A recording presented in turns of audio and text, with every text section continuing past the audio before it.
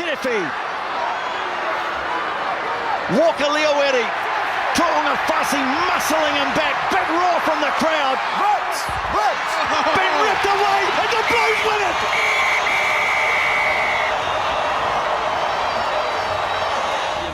In Dunedin, well, the crowd is here, and the championship table doesn't make great reading for either team. Works it away. Here's Taylor again, really injecting himself into this game. It's been knocked on. So, well, he said it was a knock on, but in actual fact, Talia heading for the line and over the line. So, if you weren't enthralled by the games on Saturday night in New Zealand, there's the Hurricanes Blues at 4:35, and then the Highlanders Crusaders at later that evening at 7:05. Well, you're not really a rugby fan because those were two of probably the best rugby games you'll ever see. Not just Super Rugby, probably rugby period. So naturally, the media, everyone's sort of been buzzing from the double header of New Zealand derbies that we had in Super Rugby over on Saturday night, and some might say it was possibly the best night of Super Rugby in history. I guess it is. Yes, there have been plenty of awesome games in the past, and you can't call these the two best games of all time. I mean, it's certainly fall in that bracket as one of the better games in Super Rugby's history, but certainly to have two absolute bangers back to back, it's very, very rare. Certainly, away from the odd period when we had Super Rugby Aotearoa, post pandemic, when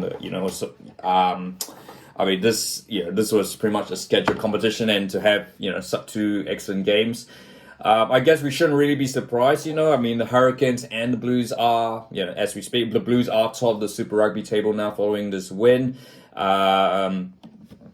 Whereas in the Hurricanes second, Highlanders, with that, Highlanders Crusaders, that's there's always a derby match, so there's always that, I guess it's a bit of a surprise, I think, given that the Highlanders Crusaders haven't been exactly playing champagne rugby this year to be producing that type of first half. It was kind of a bit of a surprise, really, but I guess the second half kind of reverted back to a bit too tight, where there was barely any scoring, but in the end it was still pretty. It was the for the tightness of the game. That's where it. They got. It certainly ranked. Certainly ranks up there. Look, I guess it's a pity. I guess that's the trouble with rugby. I guess there's very little stat sites compared, with your NFLs and your footballs and all that, XGs and all that. I mean, I've had to go to rugby.com.au, which is the Australian rugby site, to get some actual stats. New Zealand Rugby used to do this really, really well, but it's just someone's dropped the ball. You look at Blues Hurricanes stats, 8 try, 31-27. As they say, stats don't really tell the story. 8 tries, Blues with 457 meters, 376. Look, the stats don't really particularly tell anything different. I think you can see that in any other game. But I think certainly, it's really done optics. You had to be at the game. And I guess, it was a 4:35 kickoff in Auckland, and, towards the end of autumn. That's always going to get a bigger crowd. There was about 24,000 at Eden Park, which I think is probably the best crowd since, not for a Super Rugby final. Of course, they had they have a full crowd for the Super Rugby Trans-Tasman final against the Highlanders a couple of seasons ago. But yeah, like that 4:35 p.m. kickoff is always gonna, draw more kids, so that will bump the numbers up. And I guess, that does that, and I get with afternoon rugby, there's less. The ball's always going to be a bit better. There's the climb. It's it's just a whole lot warmer, and then playing at night, and the ball's going to be a lot better. So, I mean, Look, we've been banging on about daytime rugby, having daytime rugby or early evening rugby for years. But I guess we're now, is it now that perhaps the European audience that Super Rugby is always kind of dependent on is kind of dissipated a bit? Is this the type of game that maybe will get the Sansa, as they're looking more towards Australia, New Zealand, not having to worry about South Africa, maybe getting more of these like 4:35 games. I mean, it's you've seen the NRL, like they used to be all packed. They used to pack all their games on Saturday nights, but they've started shifting quite a few to the Saturday afternoon.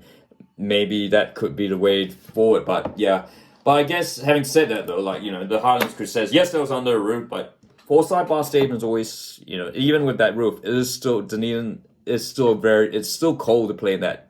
It's at this time of the year to play rugby under that roof, and that was still an outstanding game. 30-29. It was played under lights.